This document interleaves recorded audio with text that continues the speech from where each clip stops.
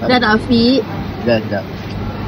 Baru-baru ni, kita orang pergi makan-makan meraihkan pencapaian Afiq di House of Kambing Maib Sedang. Antara menu yang kami cuba adalah kambing crispy, nasi goreng kambing, buat Yara sup ayam. Menu paling legend di sini, grill out platter yang didatangkan bersama 5 nasi putih, ayam crispy serta 1 mangkuk kari dan juga nasi kukus ayam bakar. Untuk minuman pula, ada HOK special, soda mina, teh o lemon, apple juice, coklat dan juga tembikai lychee. Guys, kambing crispy di sini memang win, rangup sedap gila. Nikmati bersama HOK special memang refreshing. Nasi goreng kambing kat sini sumpah sedap. Ada rasa rempah-rempah sikit. Tak minat kambing yang risau, ada menu ayam di sini seperti sup ayam dan ayam crispy. Tak nak makan bersama nasi, makan begitu saja pun sedap. Makan kambing bakar di sini is a must. Menu yang wajib dicuba. Cukup rasa dengan perapan istimewa, tekstur daging lembut dan berjus. Portion setiap hidangan memang banyak. Kedai luas, bersih dan kemas. Staff kat sini semua friendly. Selain daripada soda minum cukup refreshing, korang kena cuba tau sagu gula Melaka di sini. Tempting tu dengan aiskrimnya di atas. Ini memang favourite dessert Afiq. Untuk HOK branch 5M, ada unta tau. Korang boleh bagi makan, belai-belai. Nak berselfie dengan unta pun boleh. House of Kambing Maib dibuka setiap hari kecuali Jumaat daripada 11 pagi hingga 6 petang. Nak makan hidangan kambing sedap, datang sini. Okey?